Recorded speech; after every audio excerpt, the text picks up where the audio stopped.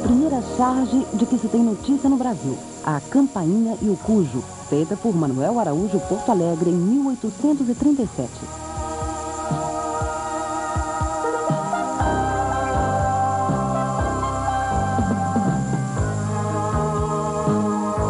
Entre os pioneiros nas histórias ilustradas também está Henrique Flaues com o Dr. Semana, criado em 1860.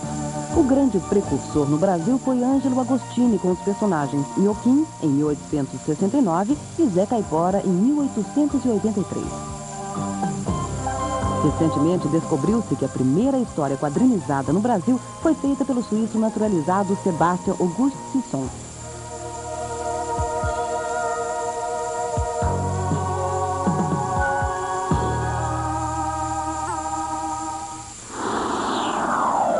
A revista infantil Tico Tico surge em 1905 e tem o cabeçalho desenhado por Agostini.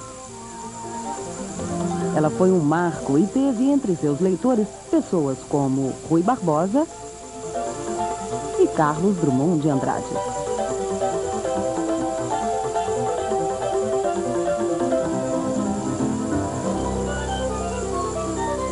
O personagem Chiquinho dominou a revista por mais de meio século, até 1960.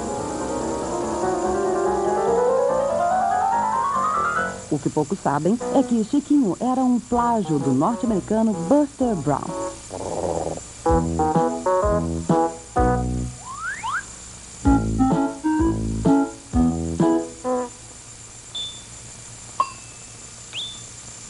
Durante a Primeira Guerra, os jornais americanos não chegavam ao Brasil. Foi quando nossos copiadores decalcaram o clássico Little Nemo. O Brasil deu um jeito de fazer uma mistura de Nemo com Buster.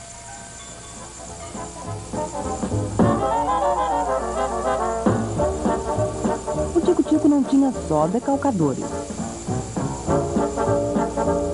Artistas como Max Yantok, Alfredo e Oswaldo Storni, e principalmente J. Carlos, fizeram parte de sua história.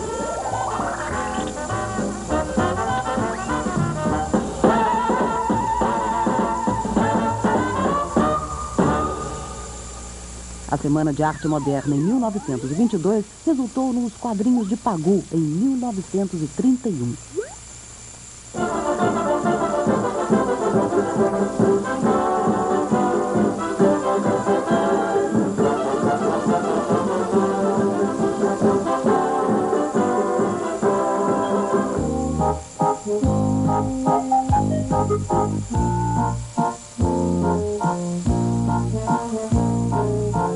O jornal paulista A Gazeta lança em 1929 a Gazetinha, tendo como um dos principais criadores Messias de Mello. A revista ainda passa por outras duas fases, em 1934 e em 1947. Belmonte, o famoso ilustrador, fazia as cartas enigmáticas.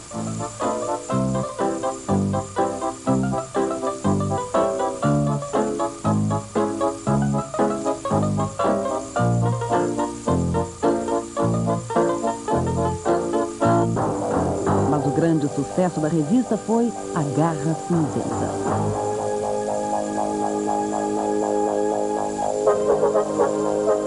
Em 1934 entra em cena o Suplemento Juvenil.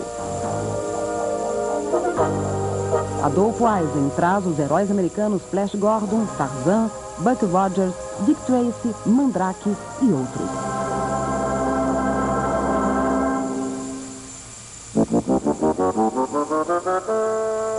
Desde o primeiro número são também publicados quadrinhos nacionais, como os de Monteiro Filho, com o personagem Roberto Sorocaba.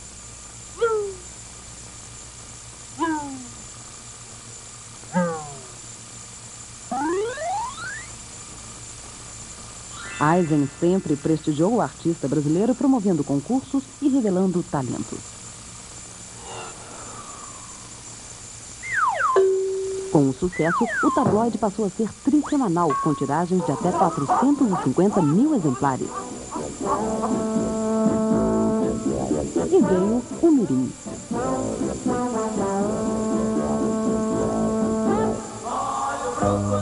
Em 1937, Roberto Marinho lança o Globo Juvenil e em 39, o Gibi. Esta revista faria tanto sucesso que o termo gibi viraria sinônimo de revistas em quadrinhos.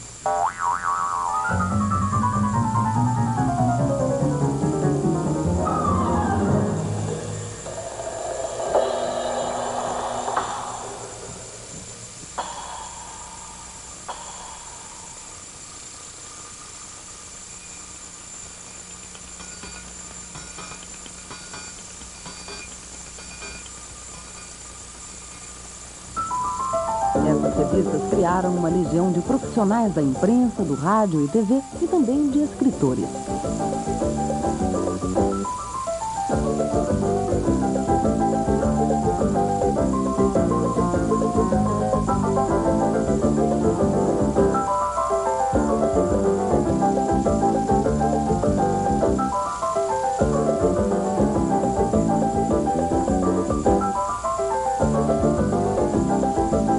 Principalmente uma geração de leitores que consumiam livros, jornais e revistas.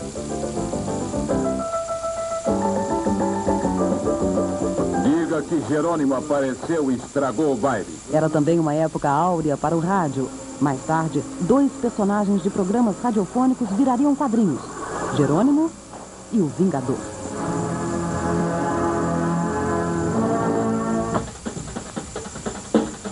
O Amigo da Onça tornou-se a primeira página que todos liam em O Cruzeiro. Criado em 1943 por Péricles, foi um dos personagens mais populares do país. Ele era publicado também na revista de Assis Chateaubriand, O Guri.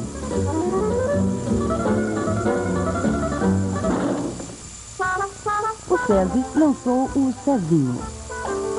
Vida Infantil e Vida Juvenil revelaram José Geraldo.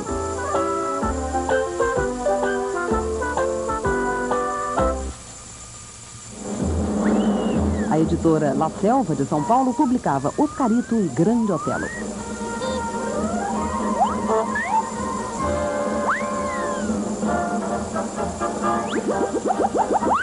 Fred e Carequinha, Arrelia e Pimentinha e ainda muitas outras obras de artistas brasileiros.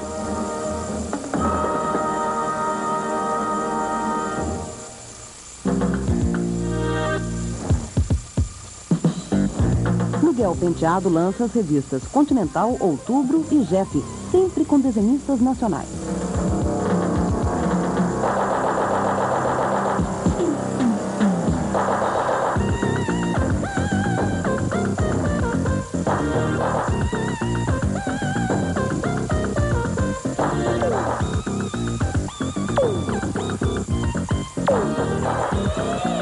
A tentativa de se fazer super-heróis brasileiros foi derrotada pelos super-heróis americanos e por alguns vilões nacionais.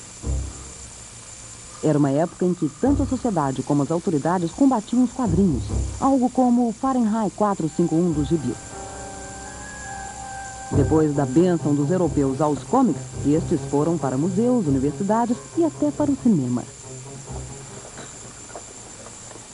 Oh, my father is honored. A cartoonist? Yuck! Ugh. Honored by the French God. Has he ever heard a line of Flaubert? He's heard of Garfield and Charlie Brown. No Brasil, em 1951, acontecia a primeira Exposição Internacional de Quadrinhos, organizada por Álvaro de Moya, Jaime Cortez, Silas Roberto, Reinaldo de Oliveira e Miguel Penteado. Na década de 50, o macartismo político de caça às bruxas condena os quadrinhos nos Estados Unidos. É o momento oportuno para lançar o terror nacional. Na madrugada de São Paulo, um desenhista faz histórias de terror, mantendo a tradição nacional.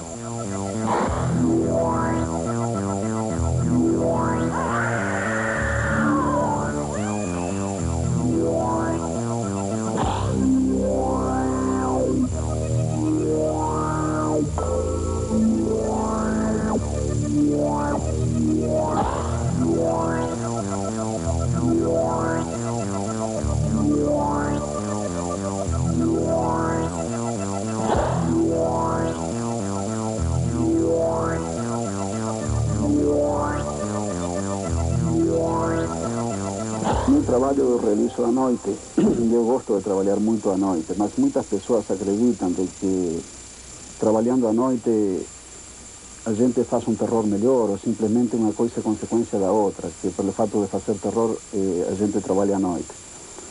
Não é nada disso, e já expliquei inclusive de que antes de conhecer o gênero terror, eu trabalhava à noite. Toda a minha vida gostei de trabalhar à noite. Acho a noite muito bacana porque você trabalha sem interferência de nenhum tipo, concentrado em fazer o trabalho, e porque o trabalho rende, realmente. O porquê do terror? Primeiro porque acredito que todos os desenhistas que colaboram comigo no gênero terror gostam de fazer terror. Terror é realmente um tipo de quadrinho apaixonante por uma série de problemas, de motivos. O desenhista pode fazer o roteiro, como é o caso de Mozart Couto, que está fazendo para nós a Casa dos Horrores e lhe entrega o trabalho completo. Ou pode trabalhar também com roteiros de profissionais que deixam muito à vontade o desenhista para trabalhar em terror, porque uma história de terror pode acontecer em um castelo na Transilvânia, pode acontecer em nossos dias aqui em São Paulo, pode acontecer em Nova York, pode acontecer em qualquer período da Idade Média, pode ser em um período romano, enfim, qualquer período onde o desenhista que gosta especialmente de história ou que tem um arquivo bem alentado, pode trabalhar muito com arquivos, roupas, carruagem, armas, personagens, sem contar histórias tradicionais como a Múmia, o Frankenstein, o próprio Drácula, história de vampiros, lobisomem, enfim. O material para trabalhar desenhista de terror é muito variado. Nos anos 50, André Leblanc inicia o sistema de distribuição americana, o Syndication, com Morena Flor. O artista luso Jaime Cortez, com o seu trabalho aqui no Brasil, influencia as novas gerações de desenhistas.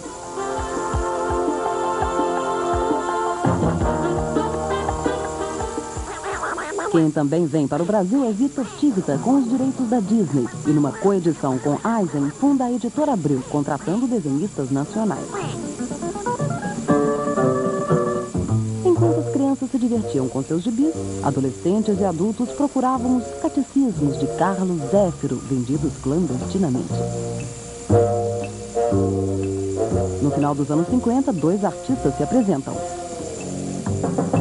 O quadrinho eu fiz durante anos o Pererê, né? Durante 5 anos, de 60 a 64, eu fiz uma revista mensal e tal. Todo o meu esforço era concentrado em fazer a turma do Pererê, com os personagens da fauna brasileira, do folclore brasileiro, e era dirigido a criança. Mas, na verdade, eu sempre fiz pro meu gosto, pra minha compreensão. Eu nunca me preocupei muito em saber se a criança ia gostar ou não ia gostar. Se você ficar muito preocupado com o negócio de mercadologia, desenvolve aqui, vai por ali, você acaba fazendo porcaria. Então, um dia eu estava fazendo a barba, no espelho assim, aconteceu 2 vezes comigo isso. E aí veio aquela frase inteiramente na minha cabeça. Era uma vez um menino maluquinho. A frase inteirinha. Eu falei, um menino maluquinho. Todo mundo chama de maluquinho, um menino que é danado de feliz. Porque o menino maluquinho que não é feliz, a gente chama de chato. O menino maluquinho não é chato. Chato é chato. Aí eu falei, vou fazer um livro com esse tipo. E quando eu acabei o livro, eu falei, eu estou com um best-seller na mão. A criança precisa de dar asas à sua fantasia. A fantasia infantil é muito vasta, né? A criança... Por isso que sempre se julgou, as pessoas que julgavam que história em quadrinho podia fazer mal à criança no meu tempo, história em quadrinho era proibido porque dizia que a criança ia deixar de ler porque ia ser facilitada pela história em quadrinho. A história em quadrinho no meu tempo lutou muito contra esse preconceito. Agora, as pessoas que tinham esse preconceito tinham se esquecido que haviam sido crianças. Que criança, nada embota, nada que convida a fantasia embota a criança. Dizer que a televisão faz mal à criança, faz mal, se ela ficar vendo demais, faz mal, pode descolar a retina, pode fazer qualquer outro tipo de mal físico, mas mal à alma, ainda que seja os heróis japoneses, ou a Xuxa, ou o National Kid, ou o He-Man, isso não faz mal a criança nenhum, não. O excesso, como tudo no mundo, o excesso faz mal. Mas isso desperta a fantasia da criança, faz ela ficar mais curiosa, mais preparada para poder descobrir as coisas, para ir atrás da informação maior, que o mundo pode oferecer? Acho que eu comecei a desenhar quando eu me dei conta de que da minha mão, com um lápis ou com uma caneta, eu podia criar algumas coisas. E comecei a criar desde criança. Criei as caricaturas dos meus pais, dos meus avós, dos meus cachorros. Fui crescendo e criando depois personagens dos cadernos escolares. E em seguida, mais velho e mais preparado, depois de ler gibi, ler histórias em quadrinhos dos outros autores do mundo inteiro, eu comecei a criar os meus próprios personagens. E foi daí que começou, ou seja, o desenho e a história em quadrinhos vem desde o berço, desde que eu era incentivado pelos meus pais, pelos meus parentes, que me davam material de desenho, que me presenteavam com gibis. Então eu resolvi ser um profissional de história em quadrinhos, ser um desenhista de histórias em quadrinhos. Então, desde o começo eu quis ser isso que eu sou. A parte de acompanhar todo o trabalho desenvolvido na parte de criação do estúdio, eu desenho, escrevo, principalmente as histórias do Horácio, o dinossaurozinho. Eu até tentei passar para o estúdio essa história, mas eu não consegui ainda que o pessoal pegasse o jeito de contar a história do Horácio como eu gosto que seja contada e desenhar também o Horácio do jeito que eu gosto de desenhar. Além disso, não sei, eu extravaso, digo alguma coisa de mim mesmo através das histórias do Horácio. Então, a par de ser um trabalho agradável e gostoso, também vale para a gente descarregar um pouco do que a gente acha, pensa, numa história particular, numa história de autor. O Horácio é a minha história de autor. Vindo da televisão, o personagem do Capitão 7 foi o pioneiro a virar quadrinho.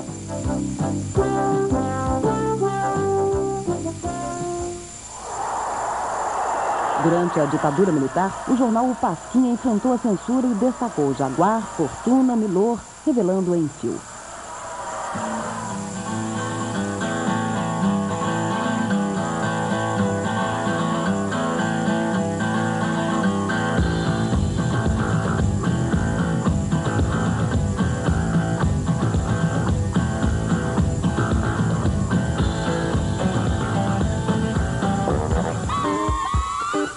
A década de 70 traz uma nova geração de desenhistas, como Edgar Vasquez, com Rango, Rodival Matias e Mozart Couto, entre outros.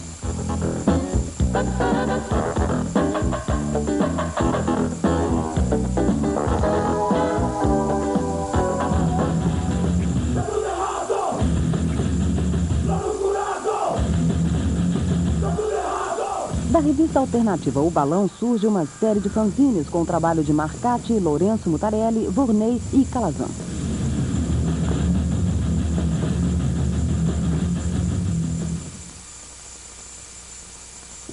O Balão tem características de uma coisa de autor, então não importa muito o que vai ser o trabalho do autor naquele veículo que a gente estava inventando. Vai valer a intenção dele.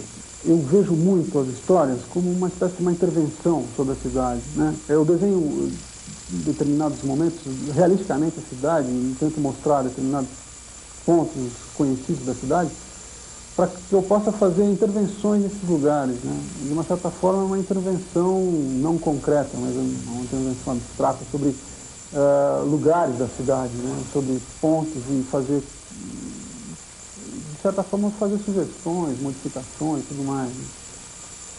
Eu acho que não é uma coisa estranha, né, a poética do meu trabalho, o fato de um determinado momento ter me reunido com o Arrigo Barnabé e a gente ter feito uma história em quadrinhos que tinha trilha sonora, né?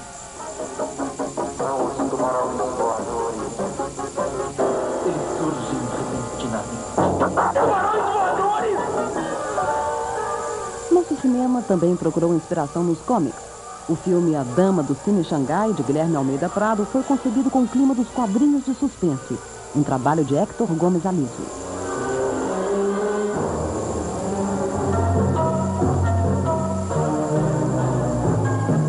Nós também temos mangás. Cláudio Seto optou por esse estilo.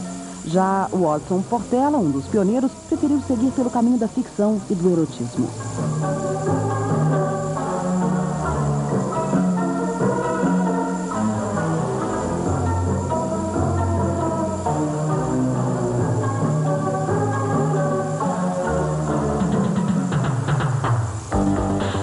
desenhistas levam seus trabalhos para a Europa, entre eles Alain Voss, Miguel Paiva e Sérgio Macedo.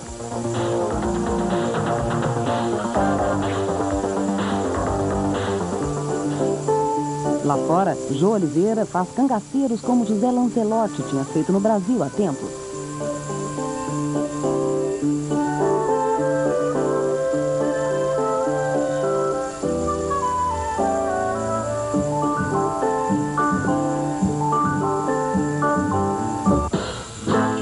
Na década de 80, muitos quadrinistas procuram um lugar no mercado e as opções para o leitor se diversificam.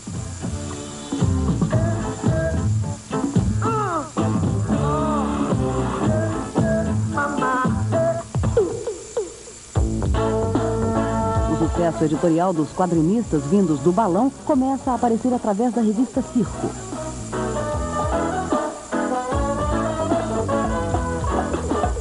A charge política e econômica faz aumentar o interesse do leitor por revistas e jornais.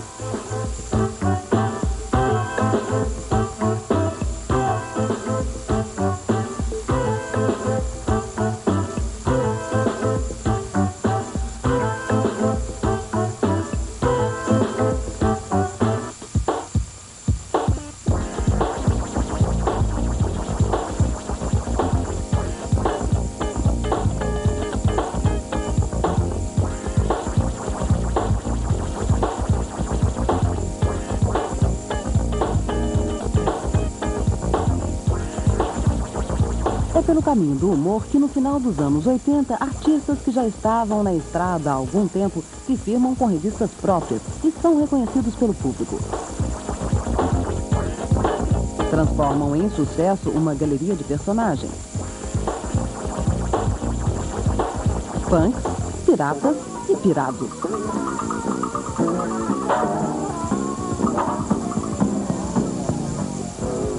Os piratas têm uma coisa interessante porque eles são um retrato de um comportamento dessa sociedade também. A sociedade tem um comportamento piratesco, né, de inventar normas e subverter as normas, e não conseguir fazer nada dentro da regra absoluta, né? Nada de acordo com o figurino. Os caras sempre têm um negocinho por baixo, por cima, pelo lado, assim. Isso é uma atitude, uma atividade que passa pela sociedade inteira, do lumpen, do cara que mora embaixo da ponte ao que mora no alto do Morumbi, entendeu? Toda essa gente não passa de um bando de piratas em várias situações, né? O fato surrealista de ter uma galé de piratas no Rio Tietê reforça também aspectos do significado do Rio Tietê enquanto propulsor do progresso brasileiro, enquanto invasão do interior, né? Enquanto motor de um grande ciclo de desenvolvimento do Brasil. Pirata também, né? Os bandeirantes tinham um caráter pirata, assim, pô, inegável. Édipo fala mais alto quando se trata das relações familiares do personagem Geraldão. Quando eu comecei na grande imprensa foi através do Angeli. Né? Não considero o Angeli meu pistolão porque ele tem uma pistolinha. O Geraldão, o solteirão, ele apareceu no Minorias, um livrinho que eu lancei, alternativo, em 81. E ele retratava um solteirão que morava na cidade grande, não tinha amigos, né? E era super dependente, inclusive morava com a mãe. Né? E ele tinha aqui também um complexo de Édipo ativo. E é um personagem que eu tenho muito carinho por ele, porque ele funciona como se fosse uma entidade, né? Ele resolve assim, sozinho, ele tem uma vida própria, né? A Dona Marta, ela assume um papel agressivo, que geralmente seria do homem, e isso faz que os homens dão uma certa brochada, né? E ela se sente, ela é muito segura dela mesma, então ela se acha o máximo, mesmo sendo um pouco gordinha, né? Meio peitudona, assim. Ela acha que ela está no auge, né, da força dela. A partir de tipos urbanos, Angeli constrói personagens marcantes como a ébria rebordosa já morta pelo tédio e o revoltado Bob Cuspe. Matando a rebordosa, criou um mito, né? Criou uma coisa estranha que me persegue até hoje. E tem uma coisa que eu quis mostrar para mim mesmo, que quem manda no personagem é o autor. Que tem aquela coisa que é muito romântica pro meu gosto. O autor pegou vida própria, o personagem pegou vida própria e vai caminhar levando o autor na rabeira. Isso não existe. Quem manda é o autor que diz, isso tá bom, isso não tá, isso acabou, isso começou, né? Então eu resolvi matar mesmo por isso, fui radical nisso, passei mal matando a Rebordosa. No dia que eu fiz a tira que ela estourava, que ela morria mesmo, eu tive que abrir janela, tive que repensar toda a minha vida, porque eu estava matando a galinha dos ovos de ouro, né? Os escrotinhos surgiram, uma vez eu estava no Ritz, um bar aqui de São Paulo, e entrou uma dupla de amigos, assim, vestidos muito iguais, dois baixinhos, sorrindo para tudo, eles iam mexendo com todo mundo em todas as mesas, e com uma cara meio assexuada, assim, pessoas meio híbridas, estranhas, tal. Você não sabe se era criança, não dava para definir a idade e tal. Eu resolvi fazer uma brincadeira com aqueles dois tipos. E é uma coisa meio amoral. Eles não têm caráter, eles não são nem mal nem bom caráter, eles não têm caráter, né? E eu acho que nós estamos numa época muito parecida com os escrotinhos. Está cheio de cineastas que não sabem filmar, de músicos que não sabem tocar, artistas que não sabem nada, são falsos artistas, né? E eles colocam tudo isso à luz do dia. Eles encontram com essas pessoas, eles falam na cara para as pessoas isso, né? Então eu acho que é uma forma de cutucar as pessoas mesmo, de falar, poxa, pessoal, vamos parar de ser deslumbrado, vamos parar com se preocupar com os spots em cima e vamos fazer coisas, produzir, né?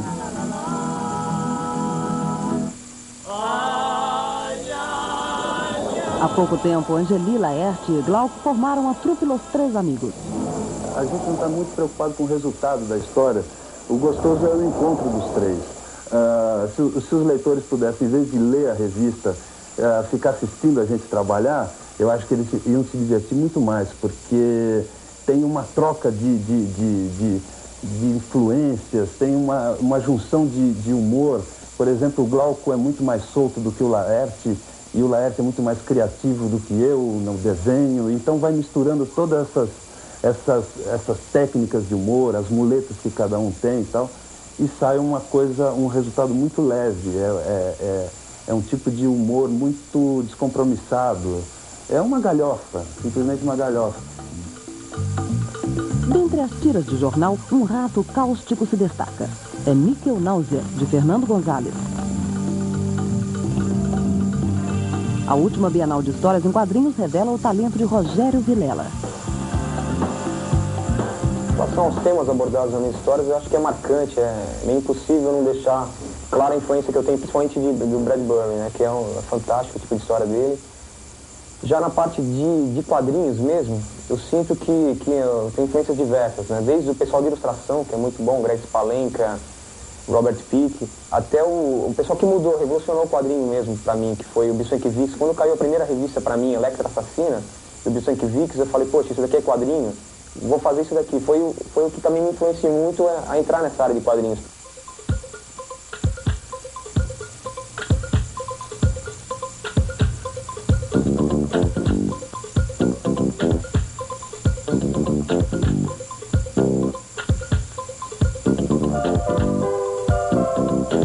Apesar de problemas de mercado e divulgação, os anos 90 prometem ainda mais criatividade e qualidade. Os quadrinistas que o digam.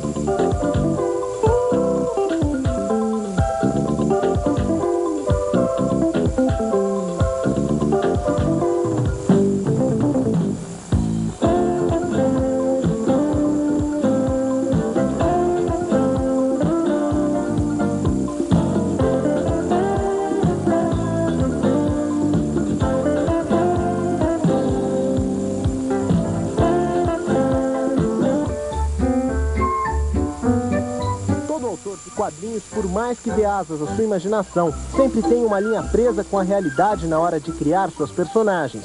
O Maurício de Souza, por exemplo, desenhou toda a turma da Mônica, inspirado em sua filha, que tem o mesmo nome da heroína baixinha e dentuça. Morando num porão em Nova York, o jovem Walt Disney era sempre incomodado por um camundongo. O Mickey Mouse nasceu desta dura realidade que o mestre da animação vivia nos seus tempos de pobreza. Muitas vezes o cartunista vai além da simples referência para fazer um novo personagem. Muita gente de sucesso já pulou do mundo real para as revistinhas. Foi o que aconteceu com o Ayrton Senna. Quando você cria um personagem como o Ayrton, você tem o nome dele por trás, você tem já uma penetração na mídia, você tem a própria personalidade dele que te indica um caminho a seguir, né? Então, as vantagens são grandes até. Por outro lado, você vai ter problemas. Quais são os problemas? Você tem limitações, você tem a própria personalidade dele, que te limita a maneira de criar o personagem. Mesmo tendo partido de um modelo real, quando um herói de quadrinhos faz sucesso, ele ganha vida própria.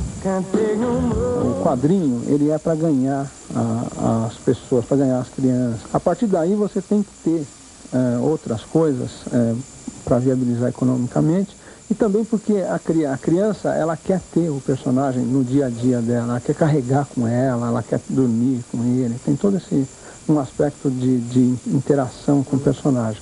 Então a gente tem vários produtos, nós temos hoje 20 licenciados.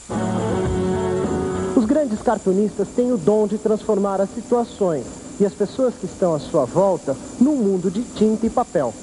Até um repórter desavisado, se entrar na mira da caneta do Angeli, corre o risco de virar desenho.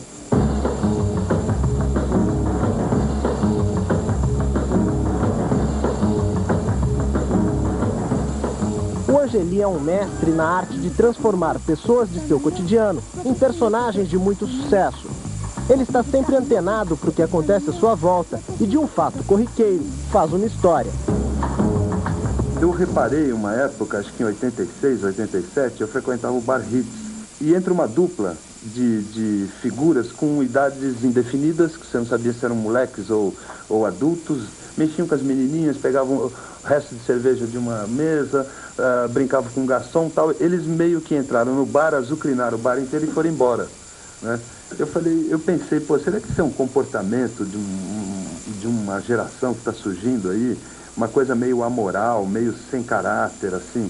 E eu sempre tive muita vontade de desenhar esse tipo de personagem que anda sincronizado, né? Que os dois andam juntos, assim, que lembra coisa de desenho animado e tal. Aí chegou uma hora que me cansou a dupla, os escrotinhos. Aí eu resolvi transformar os escrotinhos em mutantes. Quer dizer, uma hora são mulheres, uma hora são negros. Quando eu fiz a primeira tira da Rebordosa, o nome Rebordosa é da minha mulher, a Márcia. Eu tinha passado uma noite de embalo e tinha que mandar uma tira no dia seguinte muito cedo para o jornal. E não tinha ideia, estava mal, não estava conseguindo trabalhar. Até que eu falei, pô, eu estou na maior Rebordosa. Ela falou, Rebordosa parece nome de gente, né? É Re e pode ser o sobrenome Bordosa, que lembra Barbosa. Eu falei, poxa, acho que eu vou brincar em cima disso só para mandar a tira. E pensei numa mulher que usava um cabelo típico das mulheres dos bares do final dos anos 70, que era meio David Bowie antigo, assim, meio espigado em cima e chupado aqui, né? Óculos escuros e tal. E fiz aquela mulherzinha sem compromisso nenhum. Fiz uma tira. Saiu a tira, no dia seguinte ligou uma jornalista amiga minha e fala, pô, quem te contou isso? Eu falei, contou o quê? Ela falou, pô, mas quem contou o que eu fiz? Eu falei, mas eu não sei o que você fez. Ela falou, pô, aquilo da Rebordosa você não fez pra mim? Eu falei, não. Entregado. Não fiz. Ela, então desculpa, tal. Nem a família e os amigos escapam do traço afiado do humorista. O filho, ele transformou numa tira de jornal curtidíssima pela garotada. Você é o Ozzy? Era. Quando eu era mais novo. De não tomar banho e tudo era. Foi assim, Angeli? Foi uma personagem criada mesmo em cima do Pedro?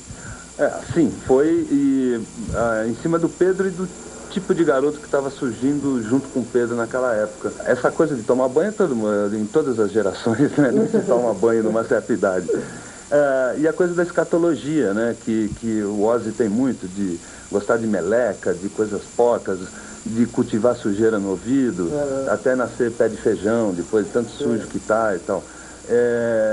Isso é uma coisa que eu sei, eu era assim, desde moleque, todo mundo foi assim.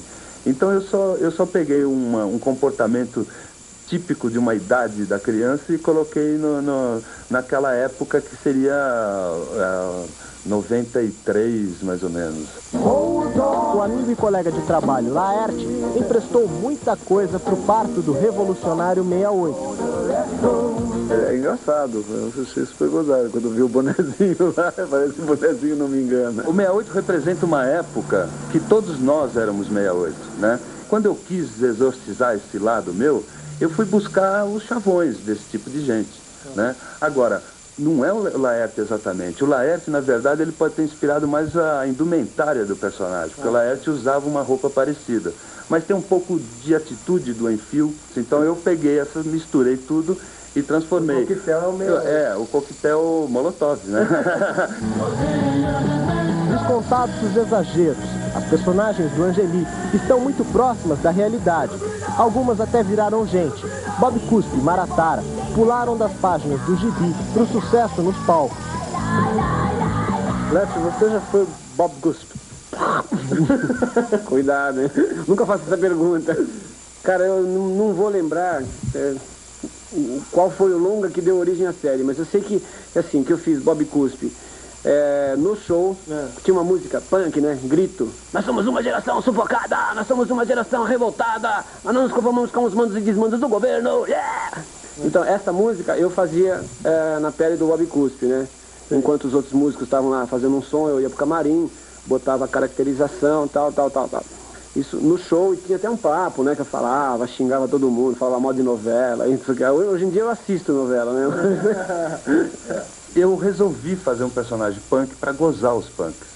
E para gozar, para fazer o personagem, tive que me alimentar de coisas punks. Então, comprei disco, comprei livros, comprei livro de foto, livro de texto, e comecei a achar demais. Eu falei, não, punk é legal, virou punk.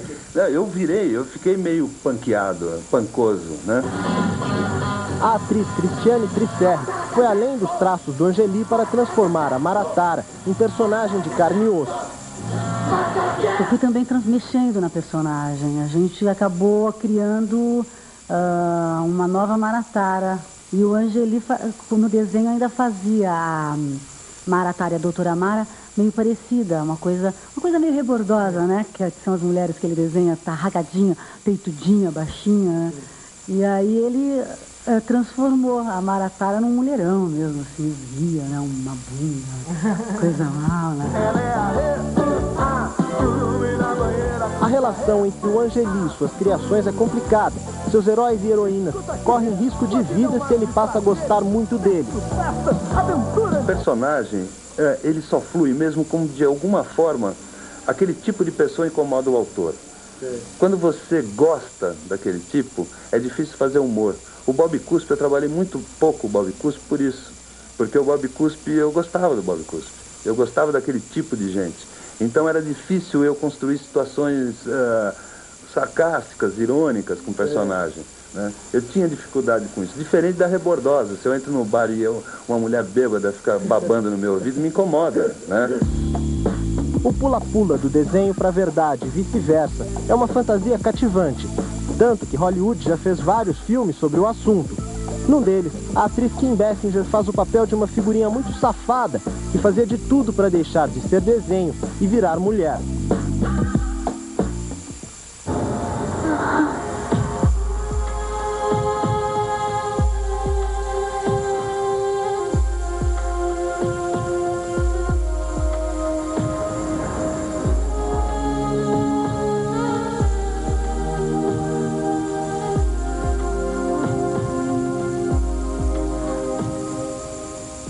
A guerra dos mundos, real e imaginário, parece que ainda vai render muito troca-troca entre os dois lados.